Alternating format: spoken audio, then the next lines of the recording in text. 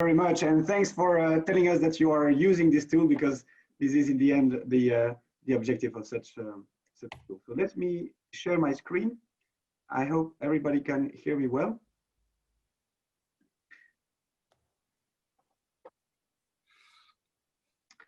So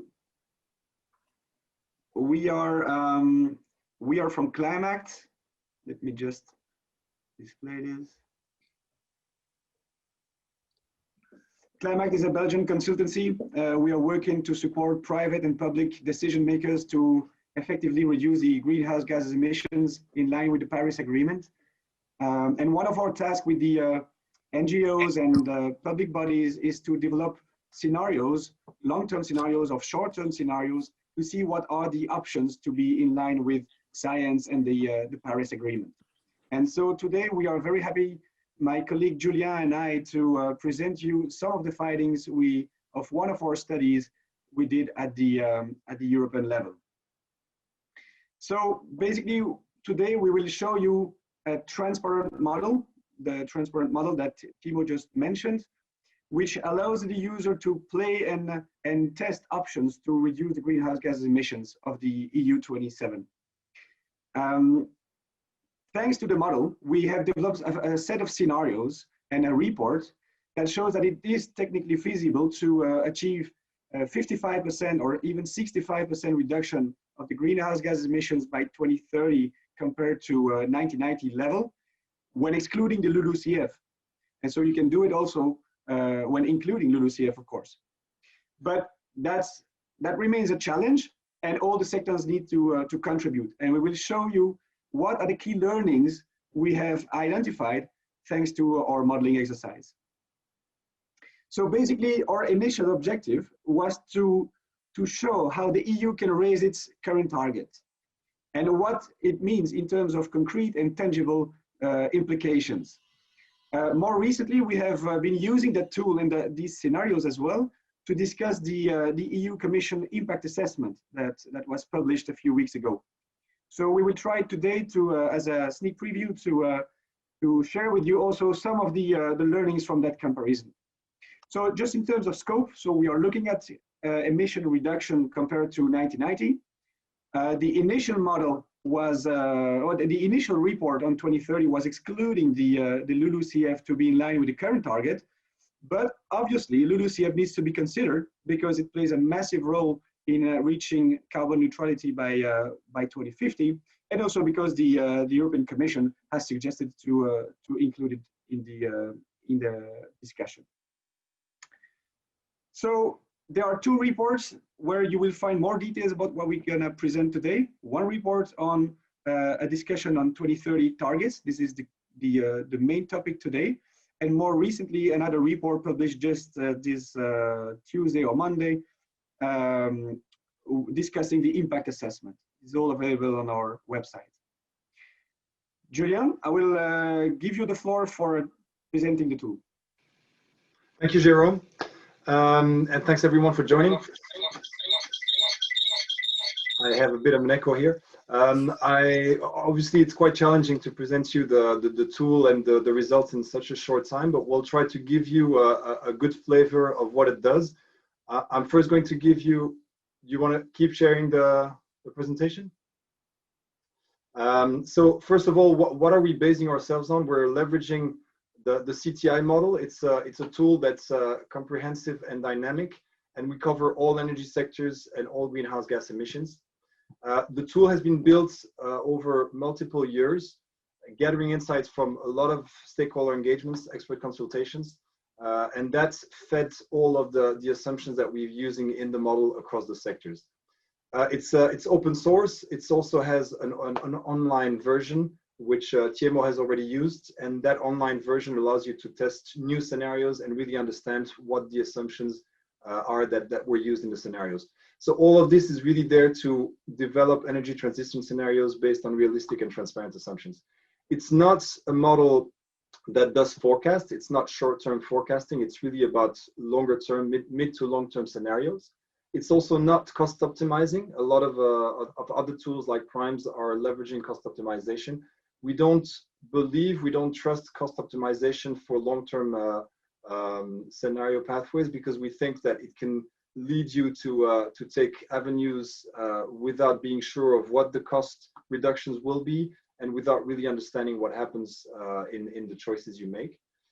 It's also not a macroeconomic analysis. We are looking on the side of the model at the co-benefits and the impacts on the macroeconomy, but not within the tool itself. So that's just to give you a flavor of what the tool is. Next slide then, Jérôme. So when we're talking about a dynamic tool, this is what we mean. We're connecting the sectors together very strongly. So we start off from the demography, of course, the economy and so on, and the lifestyle assumptions. And these are important in the model, and they're often very much disregarded in other models, which do not manage to capture them as well. So lifestyle covers also the organization of society. We're looking at, for example, the travel, demand, the mode, and occupancy. I'll come back to mobility afterwards in the transport sector, but this is a very strong and important lever. So all of that feeds the sectors themselves, where we're looking at energy and climate and greenhouse gas emissions, and we're connecting the sectors between themselves. For example, transports, all of the assumptions you take there will impact the amount of manufacturing you'll need, the amount of steel or plastic that's required. So all of these connections are done in the model. Obviously, we also connect transport to land in the way that biofuels are used and are helpful to decarbonize transport. And of course, also to electricity production and the amount of electricity required. So this is the type of dynamics we cover in the model. And that also connects to imports and exports outside of the EU, which are of course important to connect all the dots. So we want to just quickly highlight the online tool.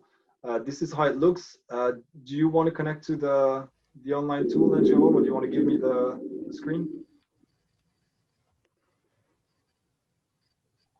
I will give you the screen. That will be easier, I think. Okay, great. So do you see my screen now with the tool? It's coming. So do you see it now? Not yet.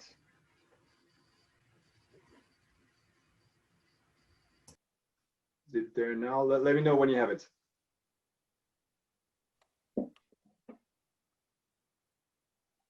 Yes, no?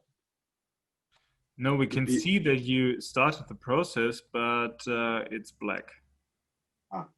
Could you maybe try to stop sharing and sharing again? Do you see it now? Yeah, it's okay. Yeah. Okay, great.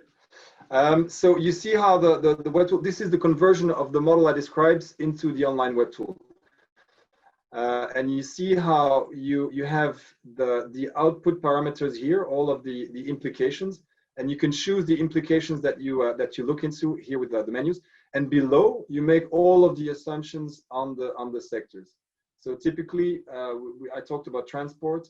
You can define the level of energy efficiency that you can reach, and you have that in a very simple way from scale to 0 to 3. 0 being no ambition at all, and 3 being the maximum ambition.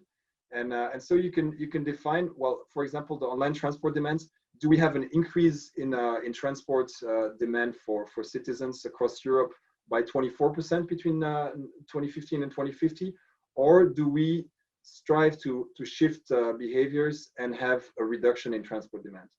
Of course, that's the pure lifestyle lever, but you have other ones like the technology evolution, where you can look into the amount of electric vehicles that are being put on the roads over time, and do we reach by 2050 100% of sales in zero emissions vehicles?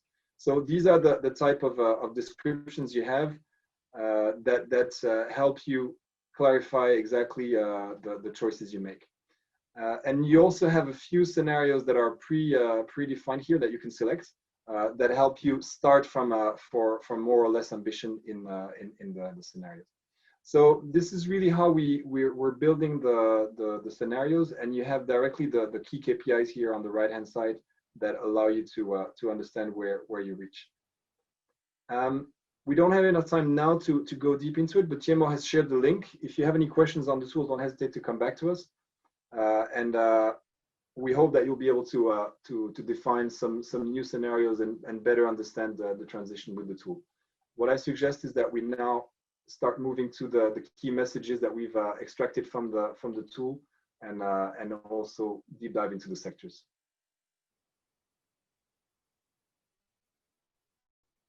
Jérôme, your.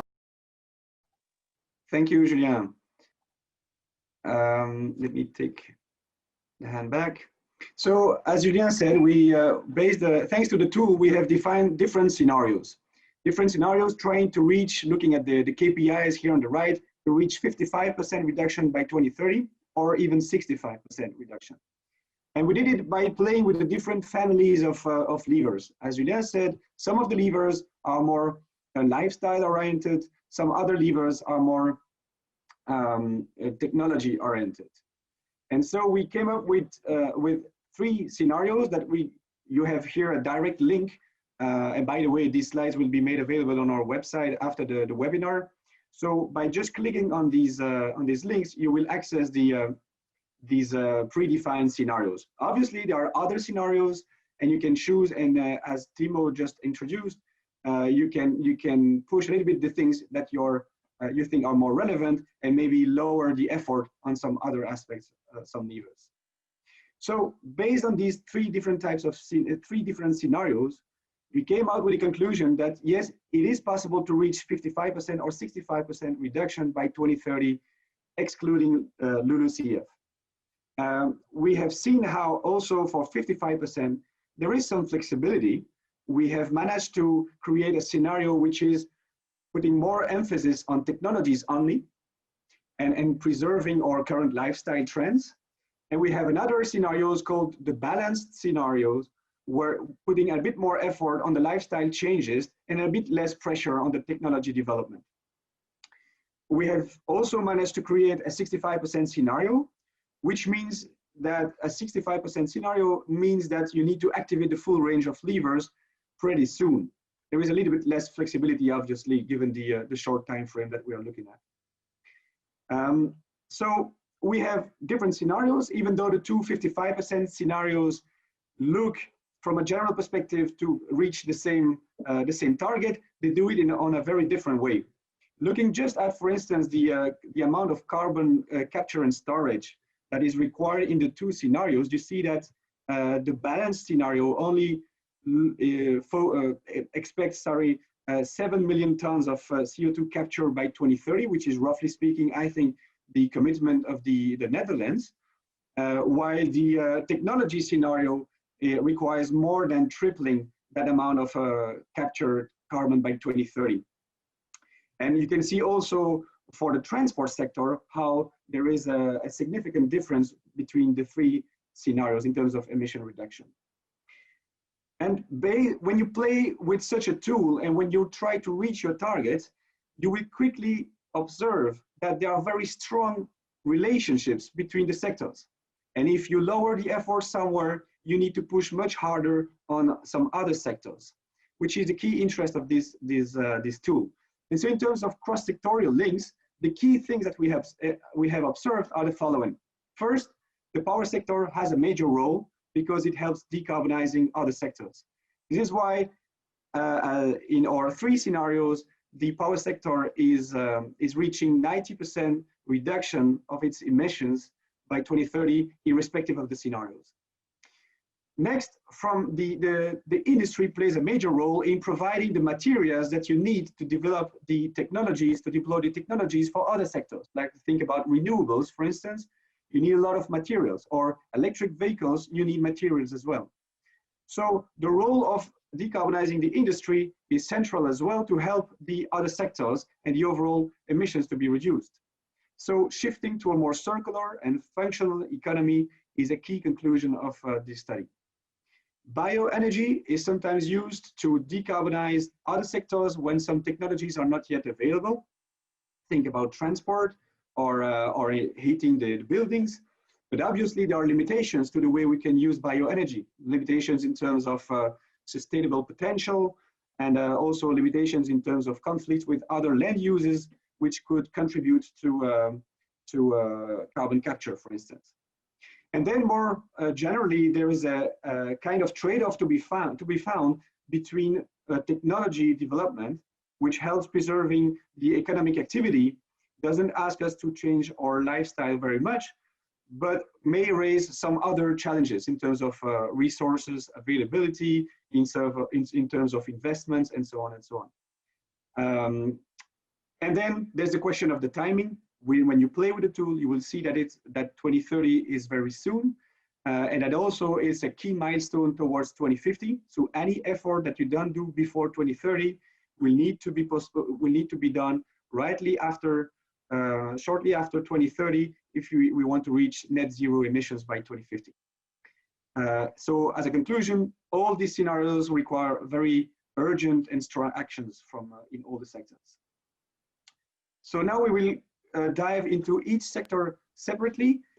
We have many conclusions. We will try to focus on a few highlights, and you're welcome to come back with sectorial questions after our presentation. Julien, this is for you. So transports, it's already one of the sectors where you can see very stark differences between the two scenarios, and actually the three scenarios with the 65%. And the question is really how we see mobility in the future. Do we encourage a new way of looking at mobility in Europe?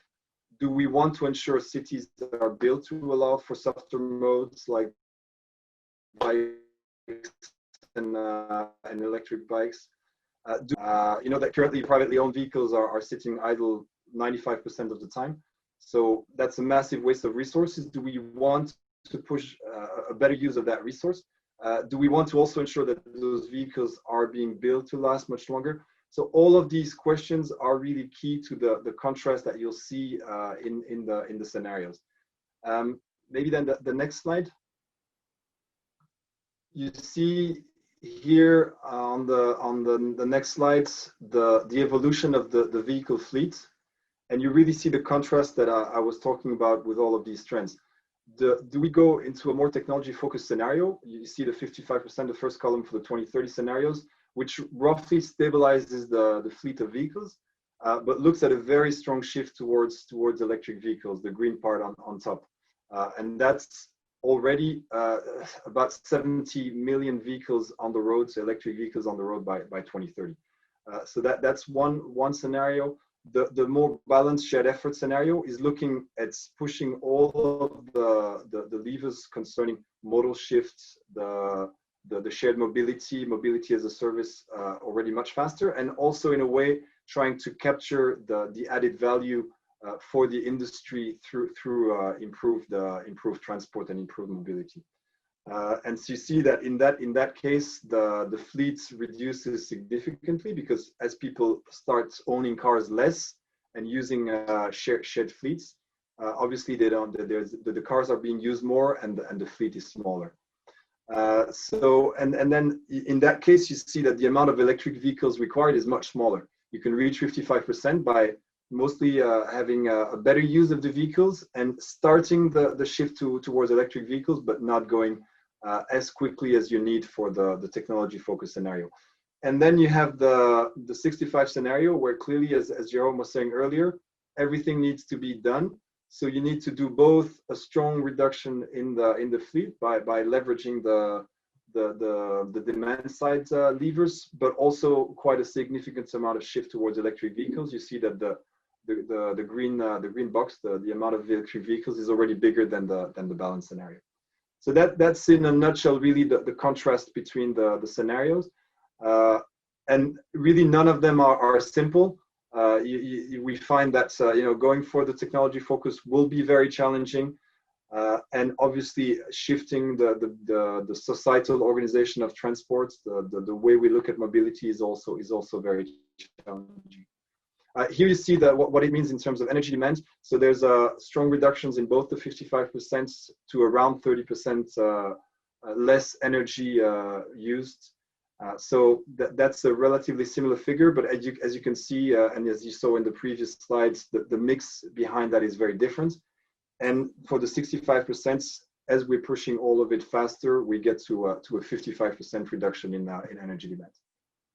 So that's very quickly on some of the key results for transports. If we then move to buildings. So in buildings, the key there, as most of you know, is around how fast and how deep we renovate and how much we decarbonize the heat that we still need. What we find is that we really need to double or triple the renovation, and we need to do that at a depth. And that's a very important factor that not everyone talks about when talking about renovation. We really need to do that at a depth that is at a minimum an average of factor 4. So reaching around 75% energy consumption after renovation. If you don't do that, the heating sides will be extremely hard to decarbonize because you're effectively trying to use heat pumps, for example, in houses that are not renovated, which means that the coefficient of performance of these heat pumps is very bad. Or alternatively, you try to shift to biomass, but there isn't enough biomass to use in all of the houses if you need to share the biomass potential across the sectors. So really very strongly, we need a focus on renovation and the depth of renovation. That will attract good and strong co-benefits, but we think that it requires really innovation on the building sector, which is still too much relying on old ways of renovating, and we need to digitalize and industrialize the refurbishment of houses to really make that attractive at a large scale. So then next slide. You see here how that converts into renovation for the building stock. So this is the amount of square meters of the whole building stock across Europe. And you see the difference between the two 55% scenarios on the left and the fact that the techno-oriented scenario doesn't reach full renovation by 2050. It's only reaching about 70% of the stock, while the 55 balanced and the 65% increase the renovation rate and reach the full stock by slightly earlier than 2050. So that's really the strongest difference, which means that the techno-oriented scenario is more focused also on than the depth, which is technically more difficult because you need to more innovate and industrialize. So there's more focus on pushing that industrialization of the buildings, of the renovation of the buildings, so that we can reach very strong depth of renovation quickly. That's the contrast between the scenarios.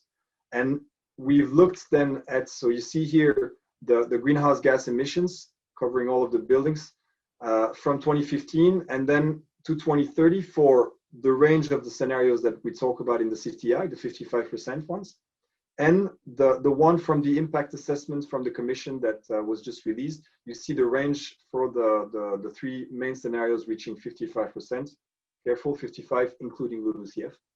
And you see that actually the ambition in the impact assessment is very strong. It's very good. We're very impressed by the ambition they have. And they're actually going to double the amount of reductions in greenhouse gas emissions. And we'll come back when we talk about power on what that means for the other sectors. So very strong ambition in the impact assessment.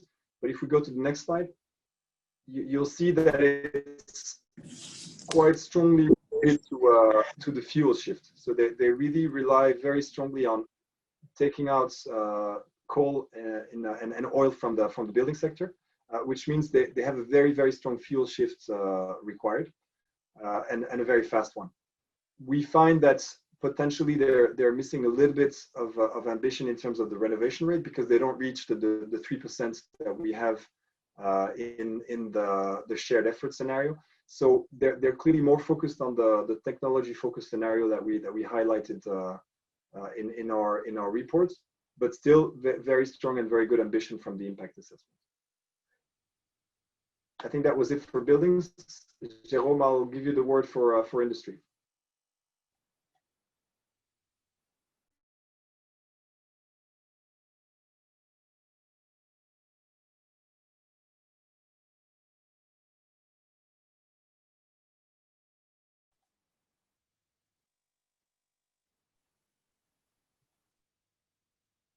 Okay, sorry. Here we go. So for the industry,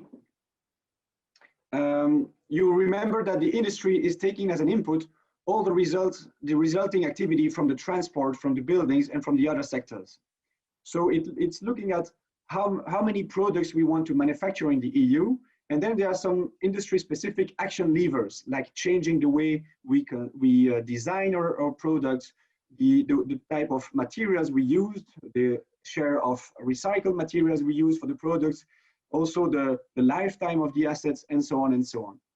And based on that, we have seen that there are different scenarios for the industry again, but there is a clear need to shift from today's production principles to a much more circular and functional economy. Circular economy meaning basically that we have, through a better design and a better use of the materials and more recycled materials, we need less resources at the beginning, and we need to manufacture less raw materials. A functional economy is an economy where you use the assets rather than buying them, you rent them. I think mobility as a service, for instance, which allows extending the lifetime of the assets. And all these have actually lots of co-benefits for the EU in terms of added value of the product, in terms of job for the maintenance, and so on and so on.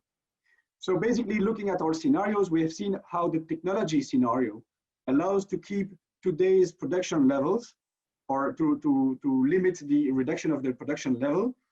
But this requires a lot of technologies behind, including some carbon capture and storage. The 55% and the balance and the 65% scenario are engaging into the circular economy and the functional economy much more quickly, well before 2030, and that limits the amount of carbon capture and storage that is required. And basically, the 55% balanced scenario has a 15 years transition time for the industry. If you look at the graph on the online tool, you will see that over 15 years, things are massively changing. For the 65%, that would mean 10 years in terms of transition period. So it's a question of accelerating and not only looking at additional action levers. These may have a lot of social impact. This is not easy to do. So it means that we need to find ways to support that the just transition of the industry and the other sectors in general. So looking at just one graph to illustrate the difference for the different industry subsectors, you see here the impact for the manufacturing of products for the 55% technology, the 55% balance, and the 65%. So you see that in a technology scenario where we keep pretty high level of demand for products, we are not that aggressive on the lifetime of assets and so on, we reduce the manufacturing by 10% by 2030, which requires some other technologies behind to reduce the emissions. In a 55%, we increase the demand side actions, so reducing travel, reducing floor space, reducing diets, and so reducing fertilizers that are needed in the agriculture, and so on and so on. We activate some more levers on the functional economy by extending the lifetime of the assets, repairing rather than by producing new. We also activate the circular economy levers through better design, more recycled materials, and so on and so on. And that leads to a reduction of about a third of the current materials, with as a co-benefit many added value for the products, and also probably some jobs on the maintenance side of all these high value products. The 65% scenario goes even further by 2030. So the material production is reduced by 43% according to our modeling. So you see here again that there are contrasted options which all have pros and cons, but it is important to keep the total trade-offs in mind when designing the right policies. Now for the energy supply, that's for you, Julien, again. Yeah, and just to add on to the industry side, I mean, you've seen the reductions in the manufacturing will clearly require a just transition mechanism to be put in place, there will not be, I mean, and all three scenarios have reductions. So that means some regions will be affected and will need to have support to do that. So now if we move to the power sector, Jérôme has already mentioned very early on in the presentation, we see very strong reductions in the power sector across all three scenarios. We need, there's no way to reach 55 and let alone 65 if you're not phasing out coal or close to a phase out. We're actually keeping a few terawatt hours of coal. And we need to move directly to renewables. There's also a reduction in gas in the scenarios to reach 90%. So that you need to be careful about minimizing the new investments in gas infrastructure to avoid making them stranded assets. How does that happen? There is all of the demand side that helps reduce the pressure. And we'll see in the next slide, Jérôme, how that converts into the amount of power required.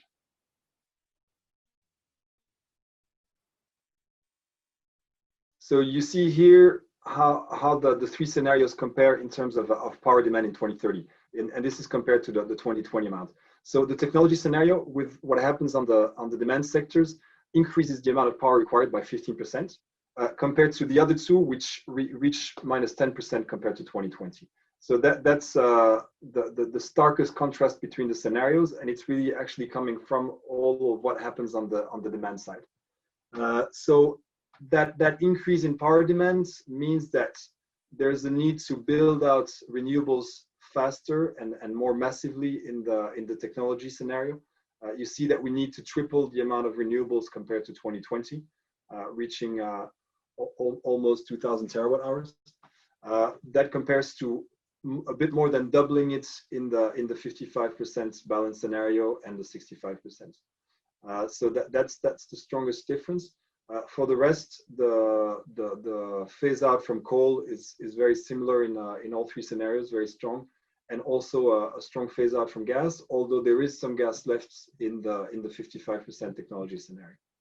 If we compare that to the impact assessment that just came out, you see here again the two scenarios from the CTI model, the 55 shared efforts and technology focused, and you see that contrasted in the last column to the scenario from, or at least what we could infer from all of the text in the impact assessments of what it means. And so it's actually roughly in between in terms of the renewables deployment. You see it's at a more than doubling and between doubling and tripling the amount of renewables, the green block on the bottom. And this is because it's keeping about 15% of gas in the mix of power production. So the impact assessments in the three scenarios reaches the conclusion that they do a little bit less on power, which means they also need to do some more on the other sectors to reach 55%. And that's also what we've seen when we discussed the building sector. You've seen how ambitious the commission scenarios were in terms of greenhouse gas reductions in the building sector. So that's really then a trade-off not only between scenarios but between sectors to see whether more focus should be put on one and the other. We felt that it was easier to push with a centralized approach in power for faster reductions instead of having to push that across all of the building stock across Europe. So shifting the production here based on gas to alternatives is what comes out in our scenarios. So that was it on power. Thanks. For agriculture, forestry, and land use, it's an interesting sector also because it reflects a lot of interactions between the different sectors, and also in terms of overall dynamic. You remember Julien said that the model is taking as an input our lifestyle, so also our diets. If you change the diets, if you change the amount of meat that we eat every day, it means that you have changes in the agricultural production. You have changes in the land use because you need less crops for growing feed, and you need maybe less grasslands. Then you have some surplus land which can be used to either to extensify the agricultural practices or to grow forest or permanent grasslands to develop carbon capture on a natural way. So here again, there are different trade-offs and different options for agriculture and forestry that are pretty clear in our scenarios. So on one hand, you can bet on more efficient agriculture, so precision farming, better use of the land, of the current crops, and so on and so on. Some more, let's say, technologies or new innovative measures to improve the feed of animals, and that will allow you to reduce the emissions without changing fundamentally the diets. But changing diets might be useful as well. First, because it is recommended by the World Health Organization, so which recommends to halve our meat consumption in average in the EU. And so in that sense, scenarios reducing the amount of meat or changing the type of meat are more aligned with health guidelines. And the land use, even though it was not part of the current target or in our previous study, is key also to develop the natural sequestration potential for absorbing CO2 from the atmosphere and contribute to the net zero emissions target by 2050. And playing with the land use, changing the type of land and the type of crops, the type of forest, has also an impact on the amount of residues that are available for sustainable bioenergy in the end. So that has, as a loop back effect, an impact on the other sectors.